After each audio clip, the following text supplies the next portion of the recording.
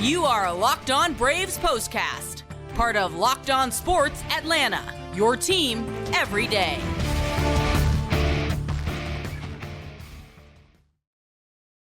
Hello and welcome to the Braves POSTCAST, part of the Locked On Podcast Network, your team every day. Grant McAuley alongside Jake Mastroianni at the end of a homestand for the Braves that, it could have gone better, it could have gone worse, but it did not end on the note that the Braves needed it to, as the Cincinnati Reds blanked them by a 1-0 score and took the air out of what the Braves were hoping would be a favorable part of their schedule. Can they get themselves back on track against the Washington Nationals coming up? We'll be talking about that.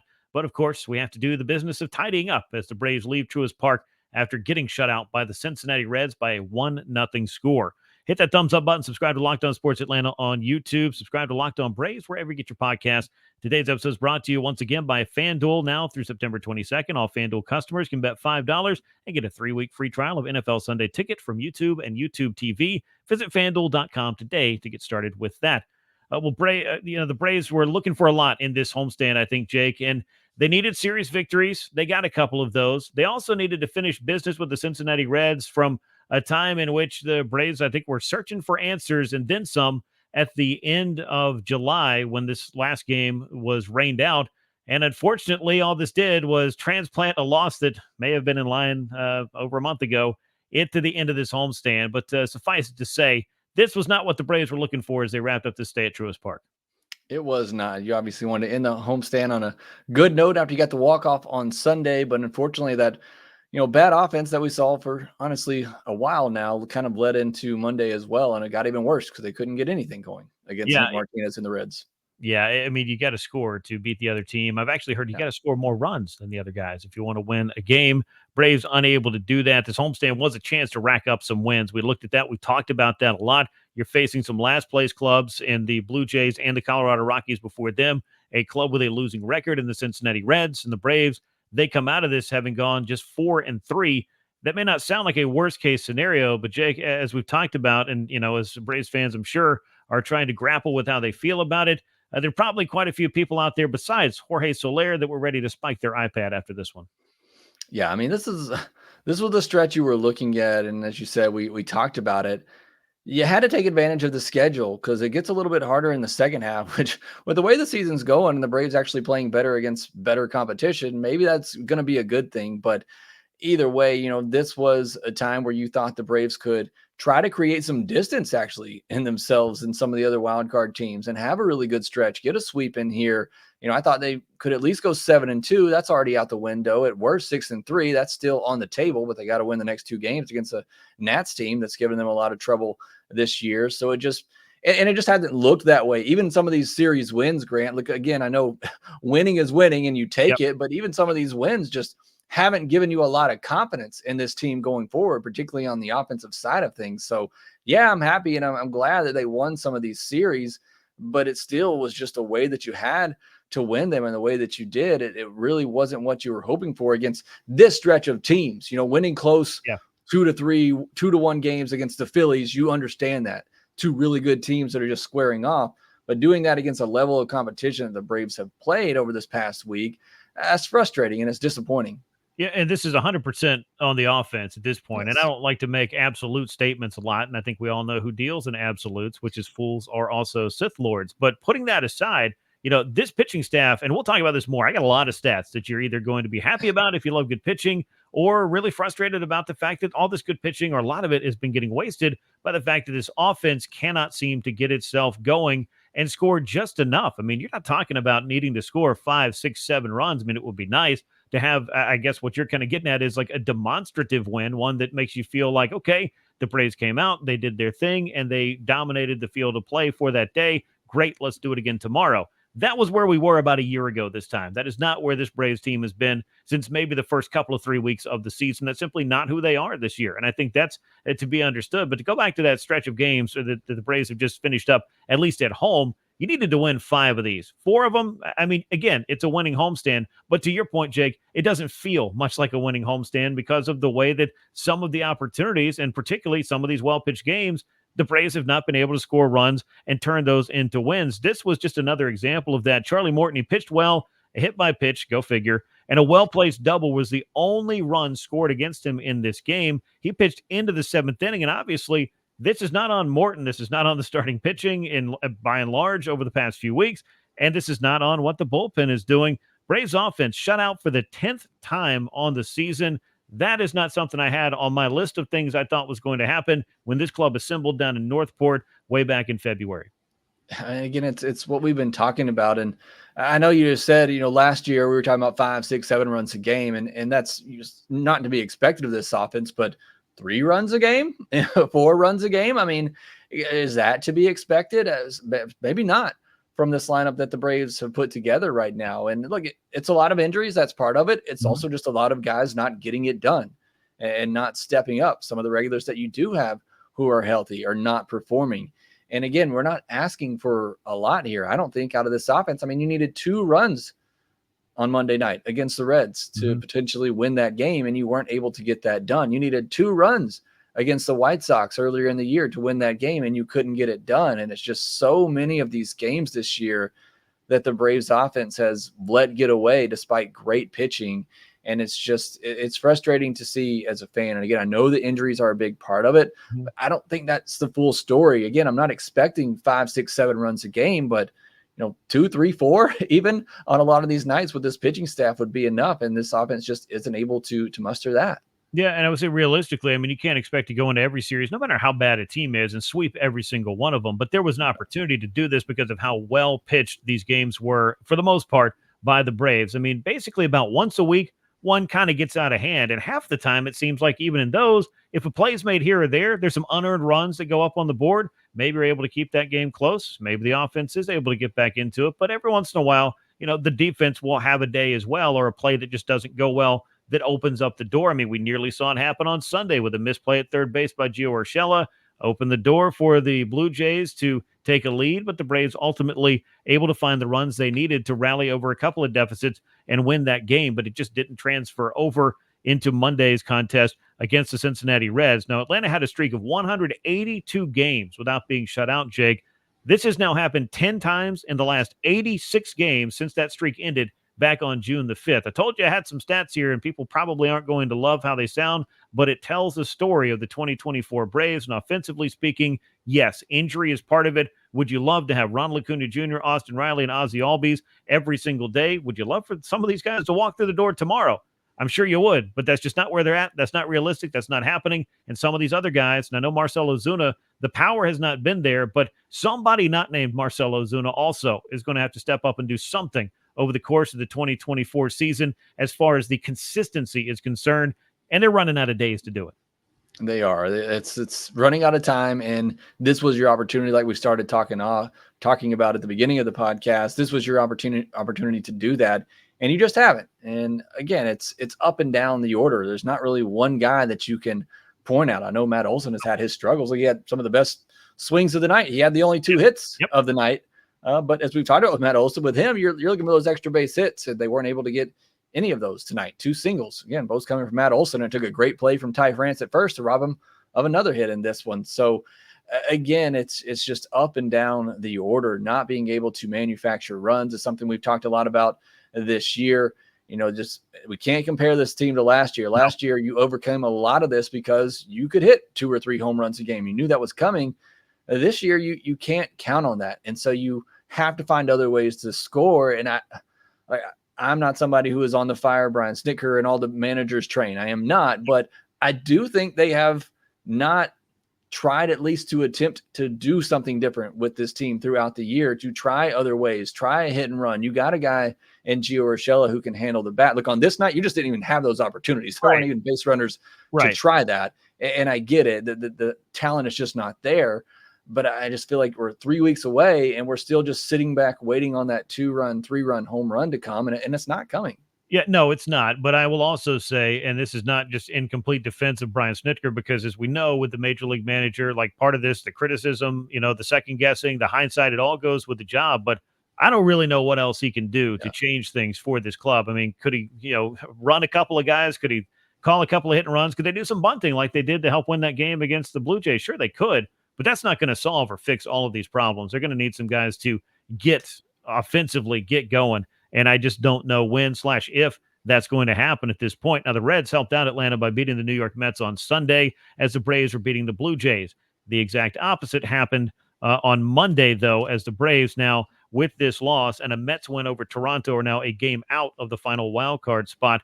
A homestand against 3 losing clubs, just 4-3, 2 games on deck against the Washington Nationals, a club that has had the Braves number all year long. I mean, Jake, it's safe to say, like, this is just a place where the Braves have got to figure out a way to grab a couple of victories up in Washington, and that has been far easier said than done. We'll talk about it a lot more later, but it ain't going to get any easier next weekend when the Los Angeles Dodgers roll into town for 4 games. No, like I said, I mean, the schedule gets much tougher in the second half of this month. This was a stretch you were supposed to take advantage of. And yes, it was a winning homestand. They went 4-3, but it doesn't feel like it was enough, especially as what the Mets and the Padres and Diamondbacks already being ahead of them with what they're doing. You didn't do enough. No, they certainly did not. We'll talk a little bit more about this. We'll talk about the performance of Charlie Morton, which was more than adequate to put the Braves in position to win a game. We'll break down some of the offensive ineptitudes. And, of course, a little bit later on, we'll talk about the wild card race and get you set for the 2-game series against the Washington Nationals coming up. That is coming your way on the Braves Postcast. Let me tell you about the best way to buy tickets to virtually any and everything. That's Game Time. And Game Time has a new feature called Game Time Picks that makes getting tickets for your favorite live events even easier. Game Time Picks filters out all the fluff to show you only incredible deals on great seats, so you won't have to waste time searching through thousands of tickets.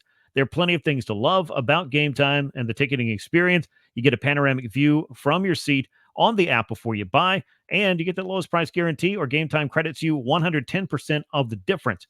Your purchase is covered with the most flexible customer service policy in the ticketing industry, so you can take the guesswork out of buying tickets with Game Time. Download the Game Time app, create an account, use the code LOCKEDONMLB. You'll get $20 off your first purchase. Terms apply. Again, download the Game Time app, create that account, use the code. It's LOCKEDONMLB, all one word, for $20 off your first purchase. Download Game Time today. What time is it? Game Time. Well, Jake, let's talk a little bit about what was going on the mound, and unfortunately, what was going on with the box score and the line score of this game, as the Braves are shut out on just 2 hits, both of those belonging to Matt Olson. We will get to that in a 1-0 loss to the Reds. Cincinnati 1 run, 8 hits, no errors, and left 9 men out on base. The Braves shut out on those 2 hits, made 1 error, and left 3 men on base. Atlanta is now 78-66. The Reds 70-75. So a more competitive team than the last couple of series the Braves have seen for sure, but they were unable to get it done against Nick Martinez. He goes 7 shutout innings to pick up the win. He's now 8-6. Save goes to Diaz, his 27th of the season. The loss, a tough luck loss for Charlie Morton, 6 2/3 innings of 1-run ball. He drops to 8-8 on the year. Let's start with Morton before we get back into the offense and probably get lost there for a while. But 6 2/3 innings, 1 run on 6 hits, couple of walks, 7 strikeouts, a hit by pitch. That has been, at times, no pun intended, the Achilles heel for what's going on for Charlie Morton. But look, he pitched well enough to win this game. He did everything that I think you could ask of a starting pitcher most nights, pitching into the 7th, allowing just 1 run. The bullpen pitch shutout ball from there. But this was a nice performance from Charlie Morton, and he made some big pitches as well. I mean, the Reds got him on the ropes with a bases loaded rally. He was able to get out of that, and I thought that Charlie, he had it when it counted, and that was something that had the Braves right there if they could just get the bats going. Yeah, Charlie Morton did everything that you needed him to do in this start. The pitching staff did as well. I mean, you hold a team to 1 run. You hope that's going to be good enough to give you a win. But again, it's not the case with this offense, not to get back into it. But Charlie Morton, I mean, that curveball, obviously, as we know, is still one of the best pitches in baseball. At 40 years old, it is still one of the best pitches out there. 8 whiffs on 15 swings against that curveball. He threw 45 of them tonight. So just really going to that, as you said, in those critical situations when he had to, was able to get that pitch over for a strike at times when he needed to. So it's a money pitch for him that he can go to when he's on, and he's able to command it. Obviously, sometimes it does get away from him a little bit. He can walk some batters and hit some batters, but for the most part in this one, I thought he did a good job of that. It's just, as you alluded to at the beginning, it's that 1 hit by pitch. You just knew that was going to be the case, but again, doesn't matter if your team can't score 1 single run and you only give up 1. But Charlie Morton, it's a 4.11 ERA, and that's the guy that's, I think most people would consider your 4th or 5th starter. He's been really good. I know he's had his ups and downs, but especially over the last month or so, he's gone out there giving you 5, 6, in this case, 6 2/3 innings, and giving you a chance to win.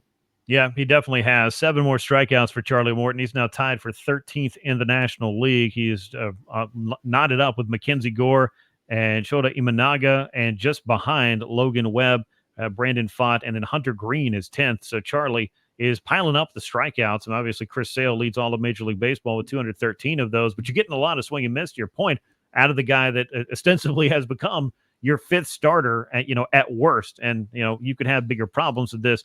And clearly the Braves do. That's what happens at the plate. That has been the problem for him. The Reds did get Charlie on the ropes, knocked him out of the game in the 7th. Aaron Bummer came in, and the Reds proceeded to run themselves out of an inning. And I thought, as much as anything, that might have felt like a bit of a momentum shift because, look, the Reds were trying to tack on. They made a base running mistake trying to double steal. Sean Murphy with the throw down to third base to put out that fire, but the offense wasn't able to get going. And obviously, we see what that final score was. A 1-0 loss. And by the way, that is the first time in the history of Truist Park. So since it opened in 2017, that is 586 regular season games. First time the Braves have lost 1-0 at their new home ballpark.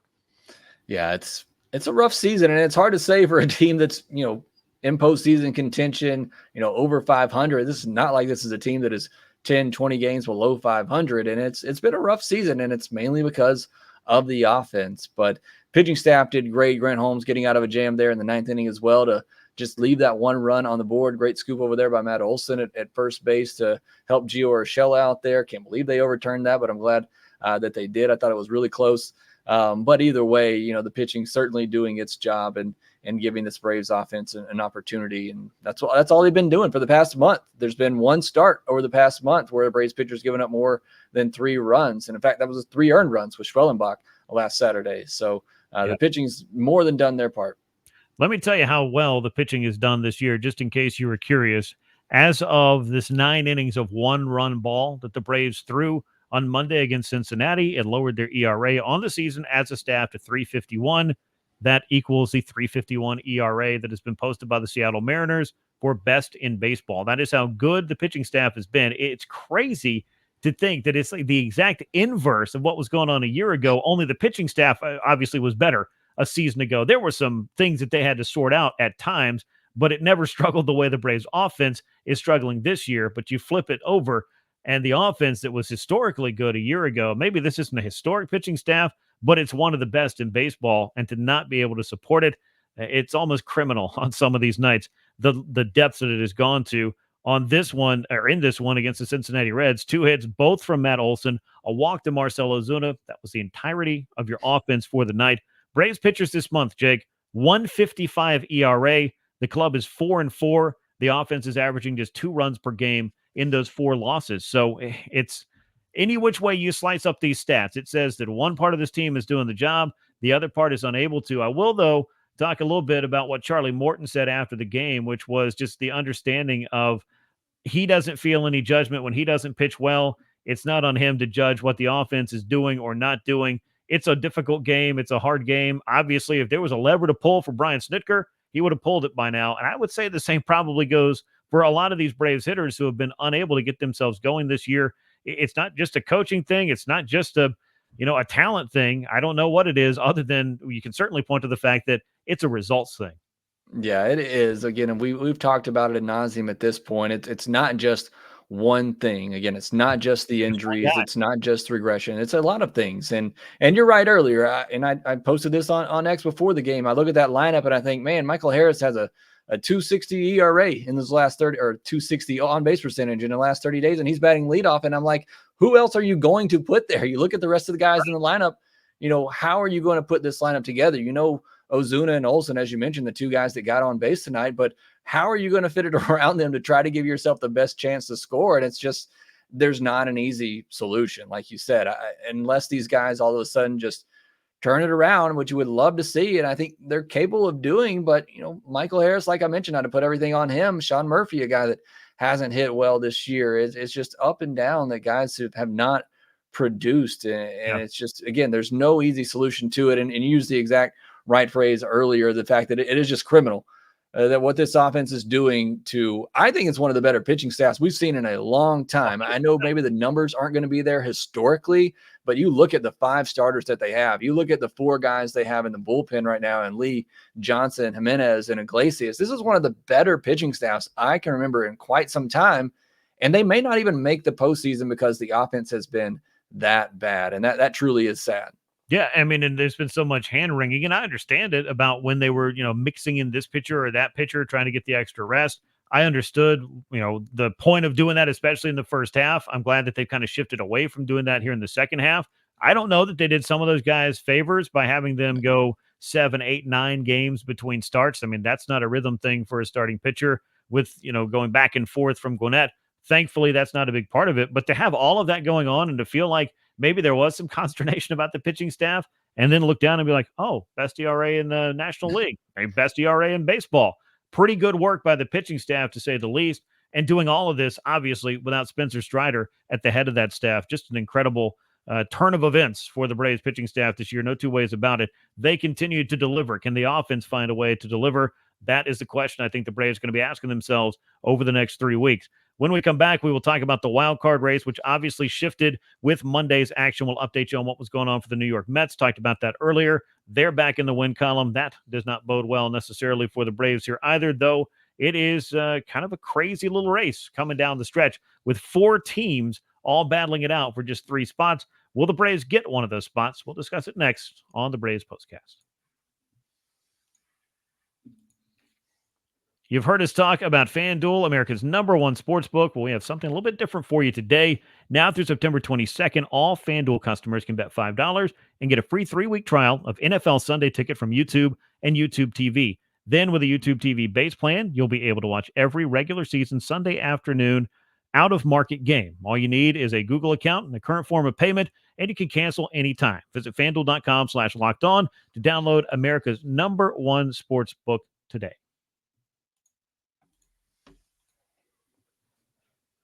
Well, let's get into the wild card because it is living up to its name. It's quite wild here down the stretch. Braves, Mets, Diamondbacks battling for these final 2 wild card spots.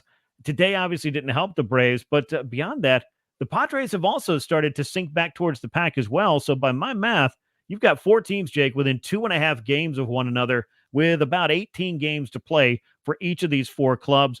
Braves on the outside looking in. Were the season to end today, they're a game back of that 3rd spot. The New York Mets beating the Toronto Blue Jays to take it back over. So Atlanta's now 2 games back of Arizona, 2.5 games back of San Diego. Close race with just about 2.5, 3 weeks to go. I don't know how this thing is going to play, but as you just touched on right before we went to break, it would be a shame if the Braves were to pitch this well over the course of a full regular season and somehow, incredibly, not a calendar year after having one of the best offenses in the history of the game, not score enough to get into the postseason. Yeah, it'd be a shame. And I'll be honest, maybe it's just the mood after a game like this. This is the first time all year I've really felt like the Braves aren't going to make it, even though they're only a game out. But I can't trust this offense. As good as the pitching is, I have no trust in this offense. And like I said, this was the stretch where I feel like you had to take advantage. And they just haven't done that to this point. Now, they win the next 2 games against the Nationals. As the fans' emotions go, I'm sure I'll be riding high and be right behind them. And again, it's disappointing too, because I feel like if this team can just get in, this pitching staff is good enough to make a run. They're good enough to pitch this well in the postseason and give you a chance. But with the way the Mets are playing, I mean, it wouldn't be surprised to me if they get the top wild card spot with the way that they're going. So, it's 4 teams in there, and I feel like the Braves are playing the worst baseball of those 4 teams right now. I know the Diamondbacks have kind of slid a little bit here lately, but I really believe in their offense and their pitching's coming around. So, again, I feel like the Braves are the worst of those 4 teams at the moment, just as a whole.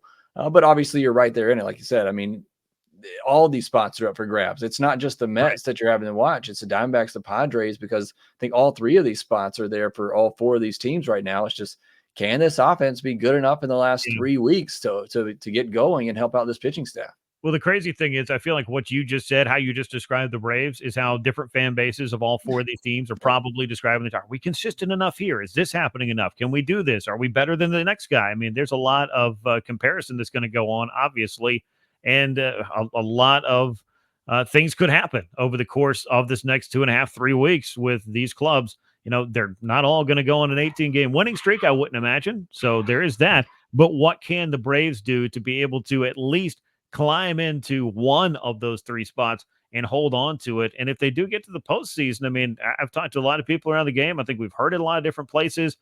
I don't think there are too many clubs that are lining up to face the Braves pitching staff, but can their offense outscore the Braves offense?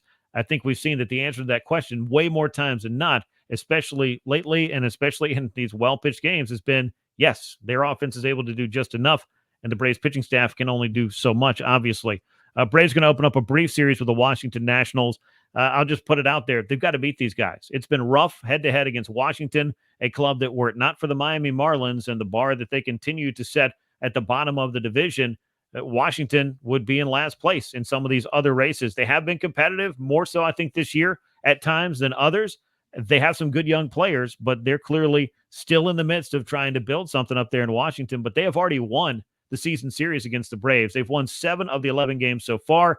2 more of these to go. Jake, I think this is just another example of, while the Braves have played pretty well against some of the stiffer competition that they faced, they have let far too many games slip through their fingers against inferior opponents. Hate to use that word, but I think that's the only way to describe it. When you come in 10, 12 games over 500, your opponent is sitting 10, 15, 20 games under 500, you got to win those series, and you need to make a statement in the way that you win those series.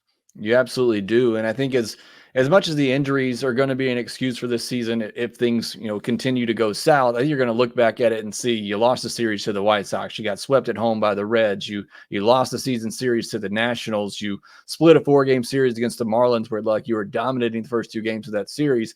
I think a lot of Braves fans and probably the Braves themselves are going to look back at that and start kicking themselves because they did not take advantage of these games when they should have. But, as I just said a minute ago, while I'm feeling very down about the Braves right now, you go out and win these 2 against the Nationals, and you kind of view Monday's game along with those 2 as a 3-game series, and you kind of consider that a series win and another series win, I think, if you're the Braves. So it certainly can change very quickly. That's how close the race is right now, and that's just how baseball works. It can change very quickly. So hopefully that is the case, but as you said, it's been a pesky Nats team. Their offense is very pesky. They put the ball in play. They run on you. They do a lot of things to score runs in different ways, and they got some good young pitching as well. Yeah, no, they do. And the interesting thing I think that you threw out there is, I mean, if the Braves could figure out how to win 2 out of every 3 games down the stretch, I mean, with this club in its current incarnation, as well as it pitches and as much as it struggles to hit, I think you'd probably be pretty okay about that. That would mean going 12-6 down the stretch. But the question becomes, again, is 12-6 going to be enough with 3 other clubs in front of you, right now in the wild card race to get in? Will somebody else slip on a banana peel? Can the Braves avoid slipping on any more banana peels? Because honestly, they can't afford anybody else to take a fall, take a tumble, whatever. But, putting all that aside, there's a lot of unknown here that the Braves are not going to be able to control. They're going to have to figure out a way to win the games, to win the day, and advance. And that's Brian Snitker has said for weeks now, if not months. That's pretty much where they're at this point. We're going to come in, try to figure out how to win a baseball game today. If we can do that, we'll go home, sleep, and come back and try to do it again the next day, because that's pretty much where they are. I guess it's the old saying goes, the Braves are day to day in just about every possible way. And as we know, the big test awaits on the other side of the Nationals. It's 4 games against the Los Angeles Dodgers at Truist Park in a wraparound weekend series from Friday to Monday. So as the old saying goes, hold on to your butts. Reynaldo Lopez aims to get the Braves going on Tuesday, but look, it's the offense that has to show up and support him.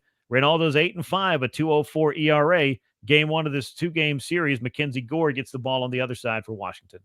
And Mackenzie Gore has been great lately. It started with a start against the Braves, and he has been on quite a run. He made a mechanical adjustment after really struggling with command in the middle part of the season. His June and July were terrible after getting off to a good start. And so he's facing a Braves lineup that's struggling. You're facing a pitcher that's been really hot as of late, and a pitcher that's already faced the Braves 3 times this year and has given up a total of 3 earned runs in those 3 starts. So not exactly what you're looking for an offense that's struggling. And for Reynaldo Lopez, it's just, you got to keep it up. You have to continue to do what this Braves starting pitching has done. And maybe it's just the season that's making me a little bit more pessimistic, but I just feel like at some point you're asking too much of this pitching staff to be perfect every single night. And at some point that's going to come back to bite you, but hopefully that's not the case on Tuesday. And the Braves offense can get going against Gore, and Lopez continues to do what he's done since coming back from IL, which has been really, really good. Yeah, no, he's been dynamite since getting that kind of 3-week reset, if you will. And the Braves are going to need that to continue. And as we've talked about so many times, use the word you used earlier, ad nauseum. The Braves pitching staff, the margin for error is so incredibly thin. Are they going to be able to keep delivering like this? I would say, based on the sample size that we're seeing over the course of the season, yeah, I expect them to keep still, to continue to pitch well. But it's this offense that just makes you, if you can, and not all of us can, just pull your hair out on a nightly basis. Game 1, Tuesday, Reynaldo Lopez, Mackenzie Gore, Braves and Nationals, first pitch set for 6:45 p.m. Eastern time up in D.C. They'll play Tuesday, Wednesday, off Thursday. Then the Dodgers come to town at Truist Park on Friday. That's going to wrap us up for this edition of the Braves Postcast. We appreciate you, as always, for riding along with us. Make sure to subscribe to Locked On Sports Atlanta on YouTube. Leave us those likes, comments, share the show with a friend, and subscribe to Locked On Braves wherever you get your podcast. Once again, Atlanta on the wrong side of a 1-0 score as they close out their homestand on a down note. They'll look to get back in the win column against the Nationals in D.C. on Tuesday. For Jake Mastroianni, I'm Grant McAuley. We will catch you soon. And until then, so long, everyone.